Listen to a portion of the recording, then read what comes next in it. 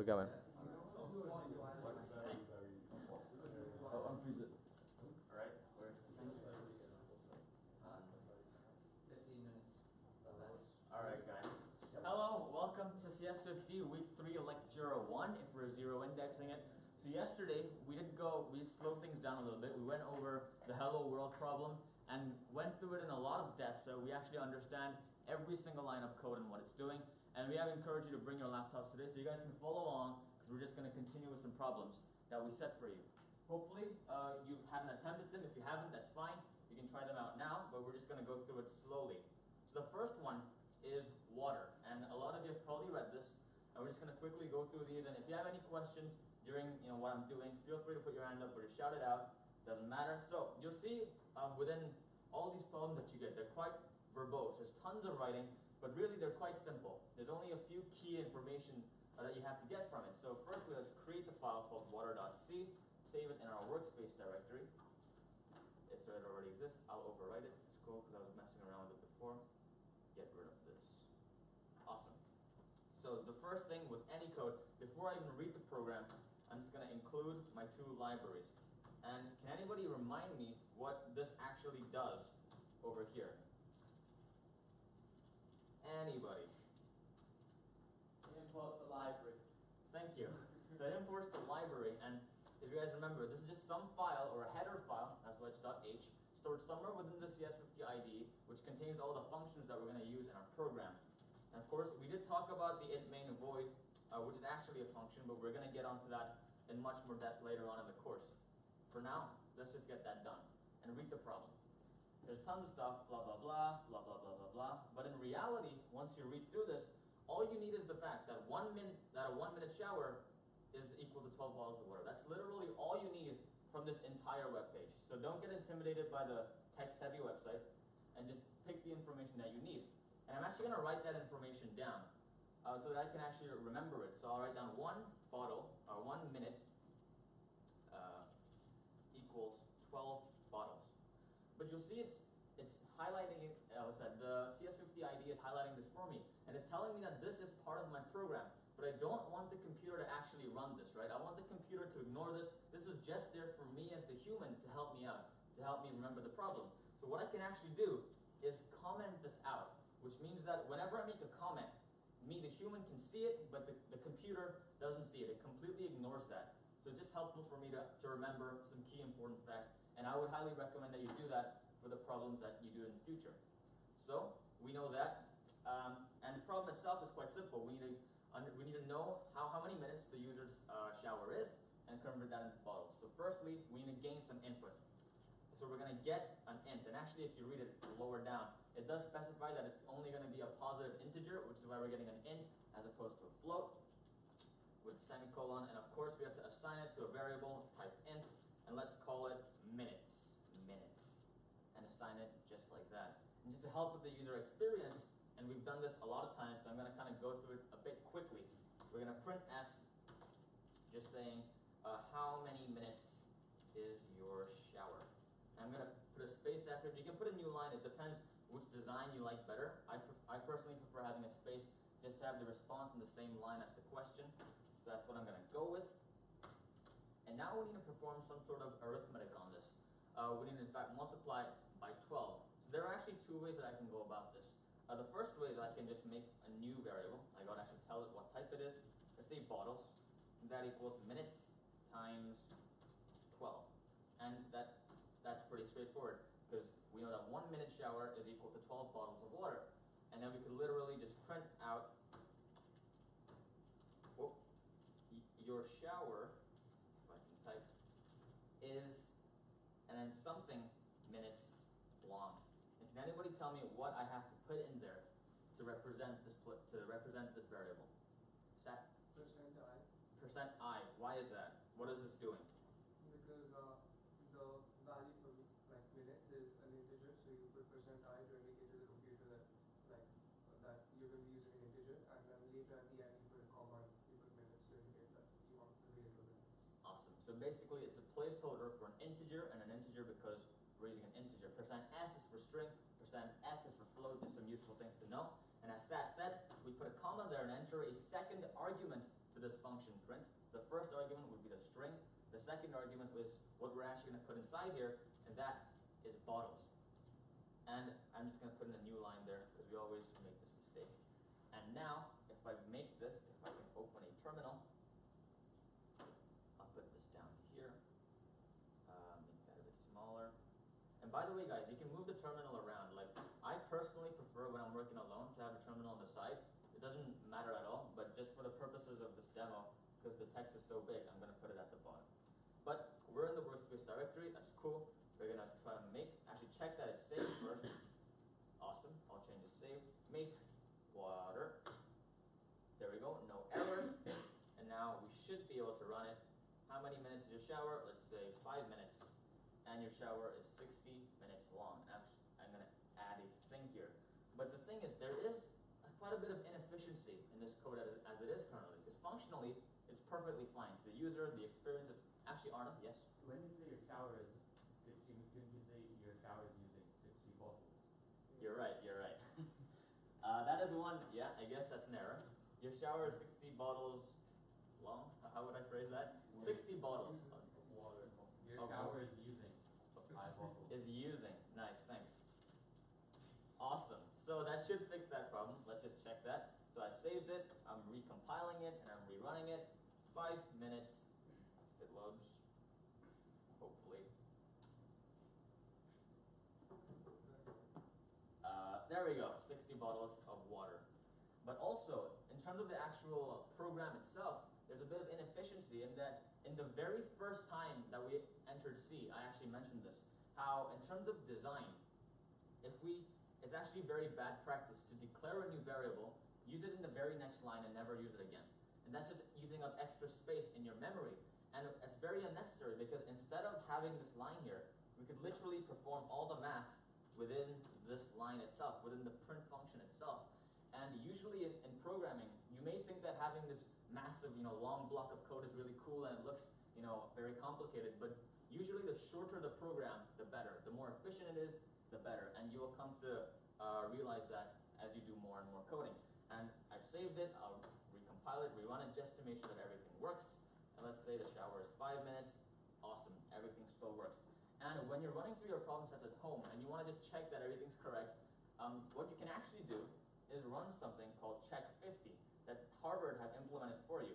So what this actually does is check50 is a program that Harvard have written and included within their CS50 ID, within this Ubuntu OS that they're providing to us.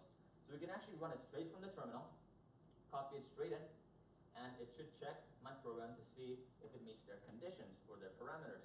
And once it has done that, cool, all smiley faces, that's cool. And it's really cool because it actually tells you exactly where your program's going wrong if you have any errors. That's a very cool tool that you can use at home.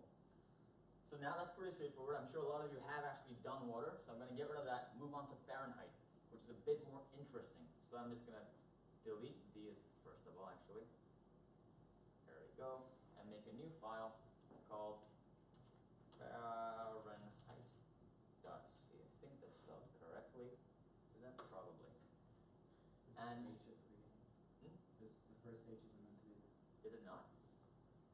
I've got it. Oh, is it? I don't know. I'll get rid of it. Fahrenheit. And of course, as always, we're going to copy these things in because we need them. The libraries and the int main. This is actually going to become very kind of habitual for you as you do it more and more. There we go. Awesome. I'm going to save that. And now let's read through this again. And of course, it's very verbose. There's tons of stuff to read through. But really, there's not a lot that's actually that important. So tons of stuff about some things, but oh, there's something interesting over here. It's actually the conversion to get from Celsius to Fahrenheit. And that's probably going to become useful later on, so I'm just going to keep that copied on my clipboard. And they do actually, in every problem set, show you what the expected output is somewhere. So there we go. That's what they're expecting from you. They want the user to be able to enter their temperature in Celsius and output it in Fahrenheit. So, and we know the conversion, which you just copied into a clipboard. So once again, I'm going to create a comment and copy that in there so that I can remember it. It's helpful for me. And yeah, and once again, it's a comment. The computer cannot read it. The computer ignores it, but we as the humans are aided by it. So once again, we need to start off by getting some input about what degree in Celsius the user wants. So first let's print out a prompt that the user knows what to actually type in. So actually in their expected output, they specify they want it in this format, so I'm just going to follow that. So capital C, colon, and a space, just like that. And of course I'll gain an input of type float this time. Call it temp for temperature. Actually, I'll call it Celsius, the temperature in Celsius, and make that equal to get float, the semicolon. That's cool. We've gained some input from the user in degrees Celsius, and now we need it's very similar to water actually, in that we gain an input, we perform some sort of math on it, and output it back to the user. So we learned from this program that we don't actually have to make a new variable called like Fahrenheit, because that's just quite, if I can spell it, that's quite wasteful in terms of the memory. So instead, we're just going to directly print out in the format that they want it, F colon space, and then I'm going to put a placeholder for a float this time, not an int, a float, because we're messing around with floats in this specific program. And as a second argument of the function printf, I'm just going to put in this. So I'm just going to actually copy and paste. And actually for your mathematicians out there, you'll know that you actually don't need these brackets, because a computer, just like we learn in math class, follows the order of operations. So it does exponents first, then it does multiplication and division, then it does addition and subtraction. So the next time someone asks you, what practical uses are there of math lessons, this is one of them. So here we go. We've got it. Just going to copy it, paste it right here, change that to Celsius, and that should be able to do everything we want it to do. So let's run it, or in fact compile it first. I gotta get rid of that actually. Make Fahrenheit. There we go. No errors, that's great. And now let's actually run it. It should prompt us, let's say 36 degrees. And it outputs in Fahrenheit. And there's tons of decimal places. Let's say we just want it to 1 decimal place, and of course there's a new line, which I forgot. Let's say we just want it to 1 decimal place. We'd put in a point there and specify 1 digit after the point. If we wanted it to 2, we just put in 2. To 3, we put in 3. If we wanted it to 0, you can either put 0 or just put in a point. But I want it to 1, so I'm just going to put 0.1 there. Hopefully that should fix that. So let's just make sure that works. I've saved it, I've compiled it, I ran it, and 36 should output 96.8, just like that. That's perfect. My program's working, and that's absolutely fine. But at the current moment, the program is a little bit boring. We can only convert from Celsius to Fahrenheit. What if you want to convert from Fahrenheit to Celsius? Well, you could say, oh, let's just swap that to to F. Let's swap this to Fahrenheit and just change everything. But what if we don't actually want to give the user the option of choosing between whether they want to convert from Celsius to Fahrenheit or from Fahrenheit to Celsius? And that's not actually a part of the problem. So if you want to just make sure we got the problem done, first of all, let's just get the check 50, which should be somewhere in here, if I'm correct. You just passed it. Did I pass it? Is it there? There we go. So let me just make sure that the initial problem is solved.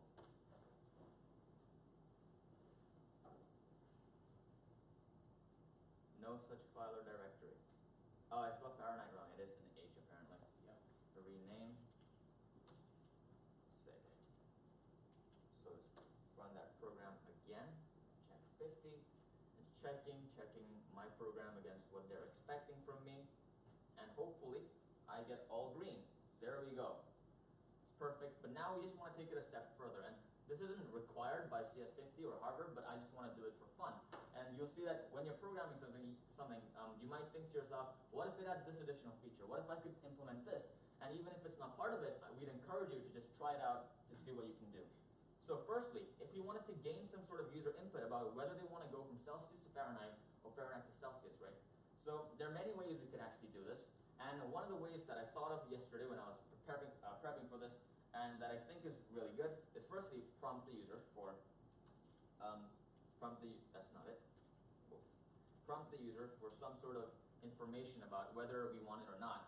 And the way that I'm going to do this is just say enter 1 for Celsius to Fahrenheit, or 2 for Fahrenheit to Celsius. So it's very simple for the computer to just check if the user enters the number 1, the integer 1, they can do something, or else if they enter 2, they can do something else. So you can kind of see my logic behind this. And of course, we need to actually get an integer, assign it to an int. Let's say, save that to response. That equals get int. And that's cool. Yeah. Now we actually have some sort of response. Now we need to check to see whether they've entered a 1 or a 2 for their response. So what we could actually do is we actually need this later on, but I'm just gonna put some spaces here just so I don't see it now. So just thinking like more generally, we gotta say if it's a 1, we do Celsius to Fahrenheit. If it's a 2, we do Fahrenheit to Celsius. So let's put in some if statements. And I think this is the very first time we're seeing an if statement in C. So just kind of take note of what's happening over here. So first you type in if, and then you got to give it some sort of condition to check for, and that goes between these brackets. So if, let's say, response is equal to 1, and then you have, just like the int main void, you have the curly bracelets, and you can type in some code over here. But there's actually an important mistake that I've made within this condition. And can anybody, if you have any experience with programming, does anybody have any idea what might go wrong with this if statement? Seth? I know that you're supposed to put 2 equals, like response equals equals 1. Do you know why that is? Not really. Awesome. So now you'll know. So the difference is the equals operator, if I kept it like this, we have another equal sign over here. But this equals and this equals are meant to be doing different things. You can see in line 8, we're actually declaring a variable called response and assigning it to a value of whatever the user enters. So in this case, the equal sign is assigning a value to a variable. But if we look over here, we're actually comparing two values. We're comparing the variable response to check if it is equal to 1. So we've got one assignment equals and one comparing equals. And to a human being, we could look at this and think, you know what, in this context, we mean assign, in this context, we mean compare, but a computer is not a human. It needs very exact, explicit instructions. So the programmers of C have developed this new kind of operator, if you will, to say, if we're comparing two things, we're just gonna use 2 equal signs, so the computer has some sort of distinction between assignment and comparisons. So that's why we put 2 equal signs over there. So if response is equal to 1, we want to go from Celsius to Fahrenheit, which we've actually already implemented here, so I'm just going to copy and paste that into this if statement. And a word on indentation and style. In a program like C, the white space, which is the space, all this indentation over here, isn't that important. So if I actually just did this, which looks really messy, that would actually do exactly the same thing. Functionally, that wouldn't make any difference at all. But in a programming language like Python, it would actually make a difference, but in C, it makes no difference. But there is some sort of universal style or convention that we follow. And the reason for that is because it allows us to follow the logic of the problem much more clearly. We can understand this more, we can read this better, and it just helps us to see all of this is contained within the if statement. All of this is contained within the int main void. So in reality, I could just do that, you know, it doesn't really matter at all. But it's just for readability and style. So if response is 1, we do that. Else, if, it's just like Scratch over here. You can see the if and else if kind of blocks building together in Scratch, if you can remember. And it's just the exact same syntax. We put in the comparison over here. So if response 2 equal signs for comparison equals 2, put in the curly bracelets 4. And what we can actually do is, first of all, we need to get the conversion from Fahrenheit to Celsius. So let's just make a new comment here which does that. So if you're really quick at math, you'll realize that what we can do is firstly f minus 32, and then times that by 5, and then divide that by 9 to get C. And if you didn't understand, that's just like some algebra. You can like think about it later. It's actually not that important in terms of programming, but it's just a conversion to get from Fahrenheit to Celsius.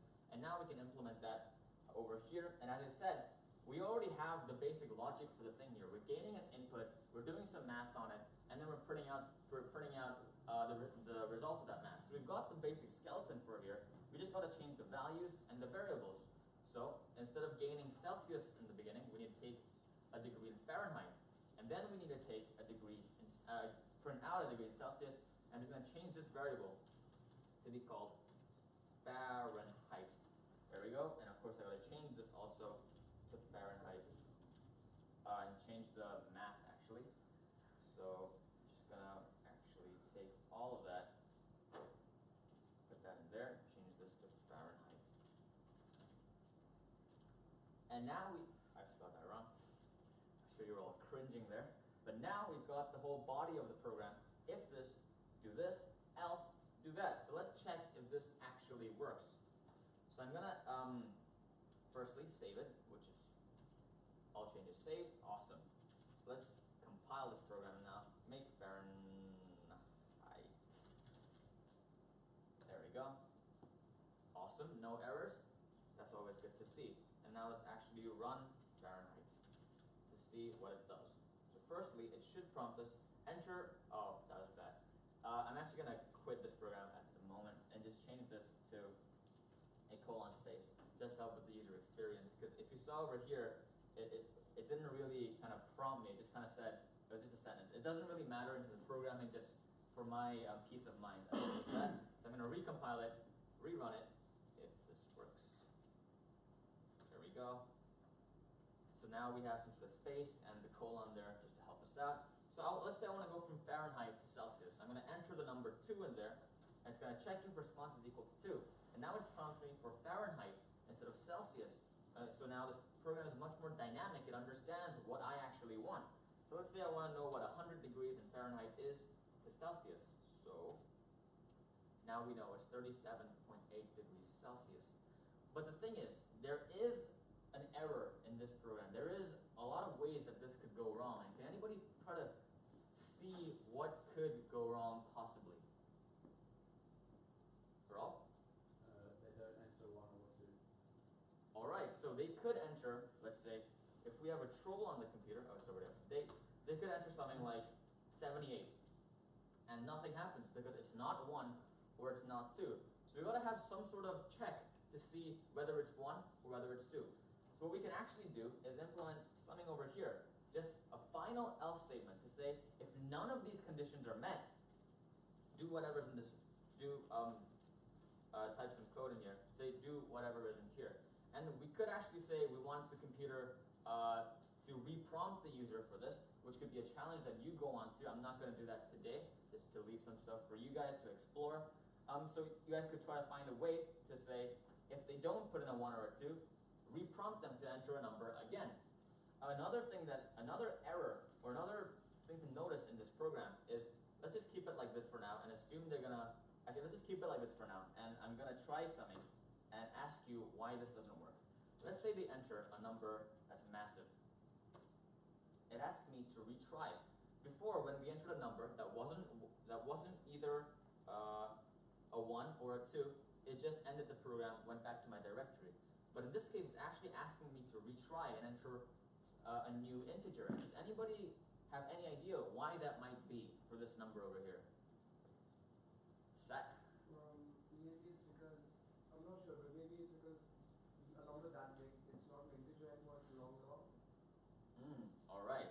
So if you guys remember, that is actually correct. So if we go back to what Murtaza talked about before, and he talked about, I think last Thursday actually, the Sizeof Operator, which tells us the actual size of the variables that we're storing within the computer's memory.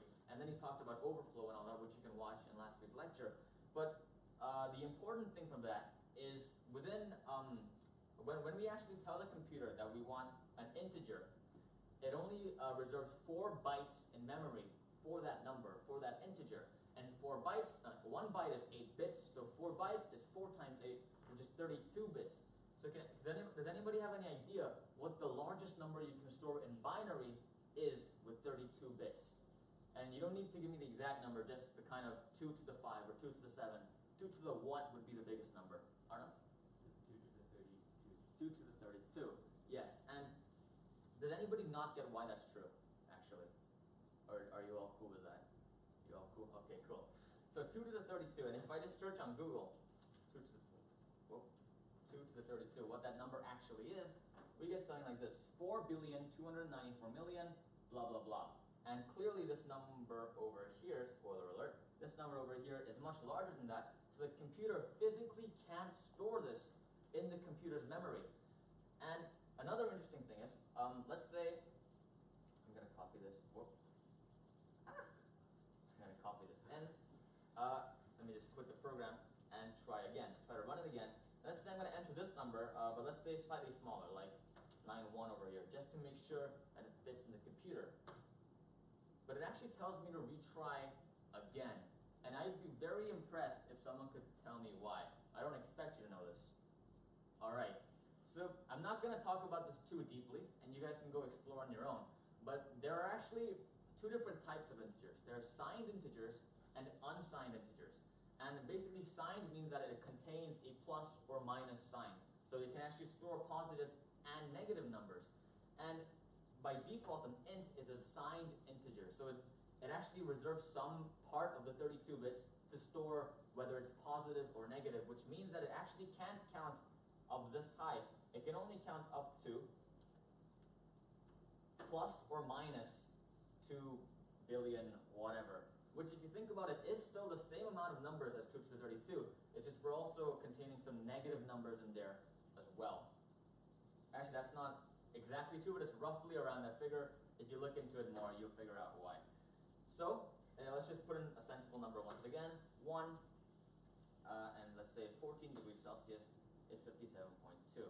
So, we know this program works. Of course, there are many ways we could improve it in terms of adding a new else statement. To just say, if they don't enter a 1 or a 2, reprompt the user, but I'm going to leave that up to you guys, because we're going to go on to a problem that I'm not sure if many of you have attempted yet, and that problem is called, not Mario, it's called pennies, and I'm going to get Murtaza up here to show you how to do that one.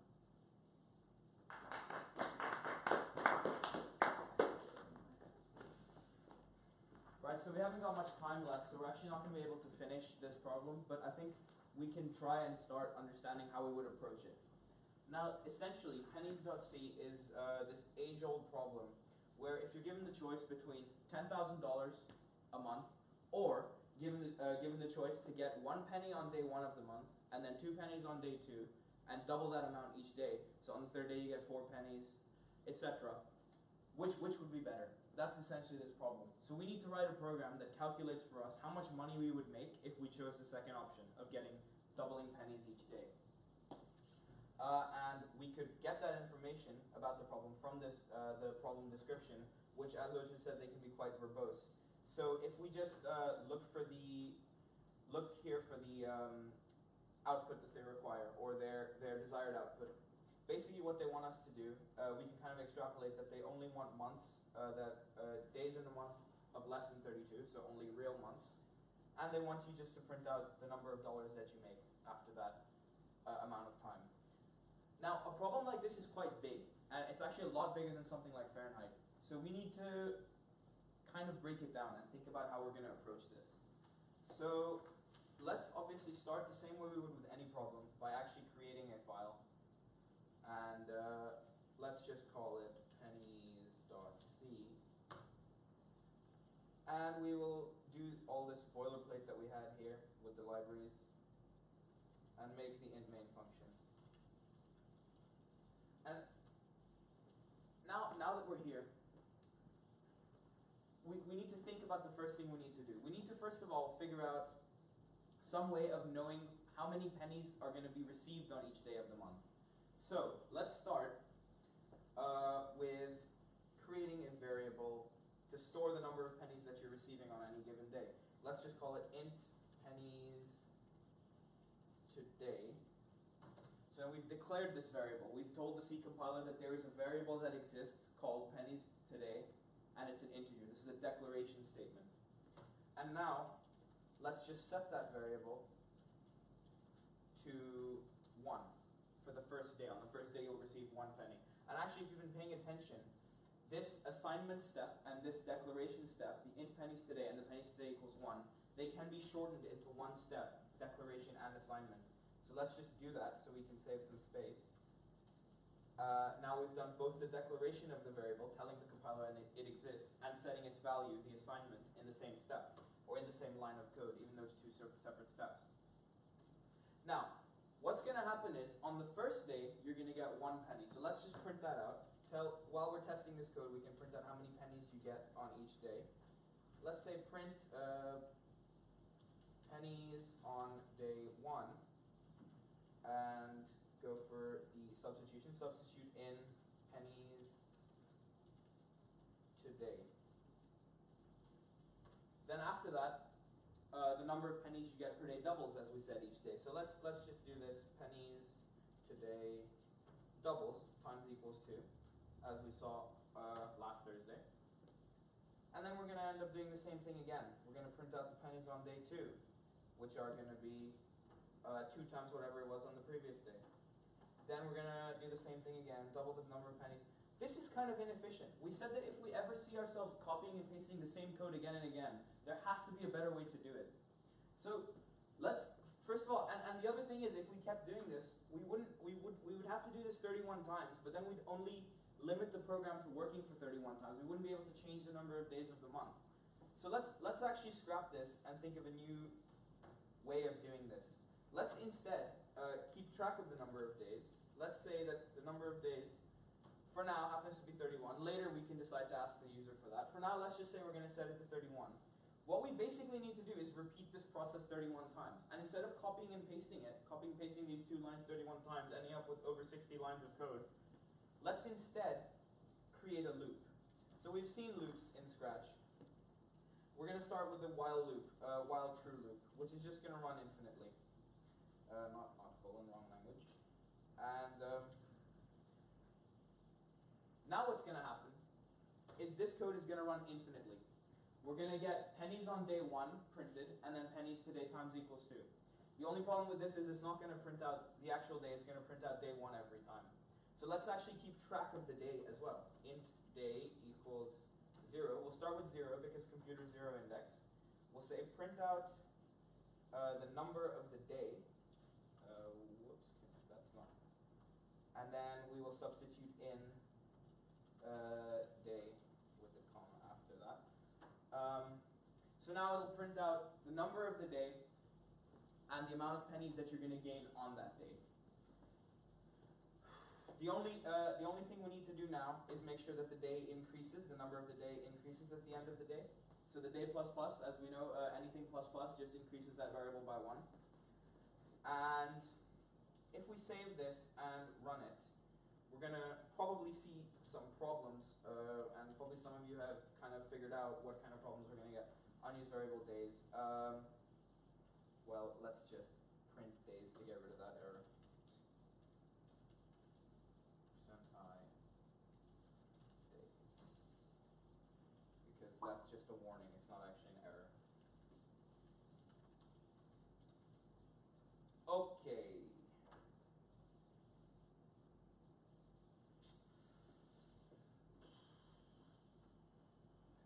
Pennies on day 3, 31,866, 0. Something clearly happened, something went wrong. And I'm sure if we scrolled up high enough, we would find out where the overflow happened. But clearly the number of pennies has overflowed because we haven't stopped this program after 31 days.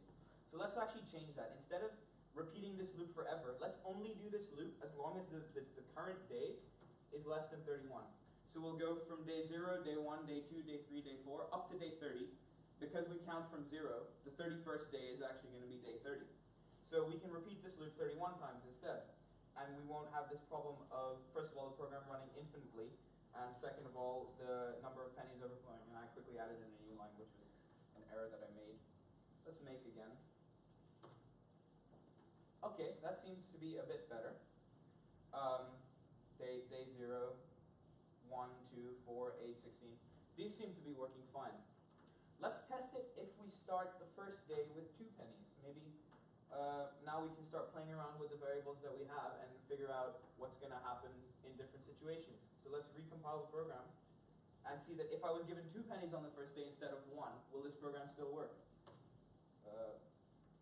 Ooh, it didn't still work. We got an overflow error here because the number of pennies was too big for the variable type integer, too big for the data type integer. So we're actually going to need to fix that by changing the data type to a long because that's going to allow much more than just 1 billion-ish to be stored in the value. Once we do that, we need to make sure we use the correct substitution symbol, which happens to be LLU for long long. And now, if we recompile and run, we can see that now we have basically the correct number of pennies gained on each day. And just from that, we've managed to figure out how we can at least get some of this program done. We've created a loop here, which repeats a certain step or steps multiple times. So we've created this loop in a way that makes it run 31 times, yeah, from 0 to 30. One more thing we could do, and this is something we saw last Thursday, is change this loop to look a bit nicer. So what we could instead of having this day counter created here and increased at the end of each loop as part of the code, there's some syntactic sugar in C, which is known as a for loop. So in the for loop, we can actually put this declaration of the counter within the loop itself. So we can put that there. Then we can have a condition, as we did with the while loop. So the condition we are checking each time the loop runs, that the day is less than 31. And then finally we can have this increment, the day plus plus, that happens every time in the loop. So a for loop is basically just a special version of a while loop where this statement, the first statement, gets run once at the beginning of the code, at the beginning of the loop, and this statement gets run every time the loop finishes, and this condition is checked every time before the loop continues. So we've just saved a few lines, made it look nicer, and we've employed some syntactic sugar, which just means it's some kind of syntax that the C programmers have included to make our programs look nicer. But it functions exactly the same using the for loop. And clearly this program isn't finished yet, because now we need to actually come up with a counter that counts the total amount of money you've gained up to that point. But I think I can leave that to you guys. I think now that you've understood how we can create the loops, you should be able to work that out. And that is how you would approach a complicated problem like pennies. We might go through finishing it later next week if we have time or if anybody needs help. But otherwise, that's it from... Can I point out one thing? Yeah. What you could do is just say day is less than days and gain some input from the user of how many days you want it to run. Of course, we would eventually gain input from the user, and that is in fact part of the problem description, this one, where you do have to prompt the user. And as I said, eventually you would implement the user input and make sure that anything the user inputs works. But for now, you can just test the core part of the program, which is doubling the amount of pennies you gain each day and keeping track of that. Any other questions about loops or how we approach this problem or anything we've done? Any line that doesn't make sense here? When would we use a while loop and when would we use a for loop? Is there any sort of functional difference? Functionally, there's no difference. So a for loop is just intended for where you're going to have a counter. So a while loop could be used in cases where you don't know how many times you're going to loop. In this case, we do know because the user is going to tell us we need to loop 31 times. A while loop just could simply be used in any other, it could check any condition without necessarily having a counter and an increment of that counter. Yeah, I think Will has some words to say about the problem set. Thank you.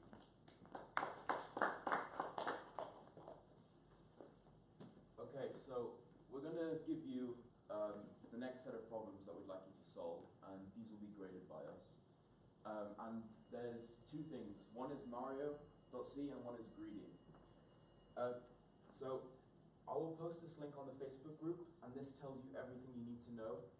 And like we've seen, there's a lot of text in this, and from objectives down to get it to the not reasonable section, it's all the same for all the problem sets.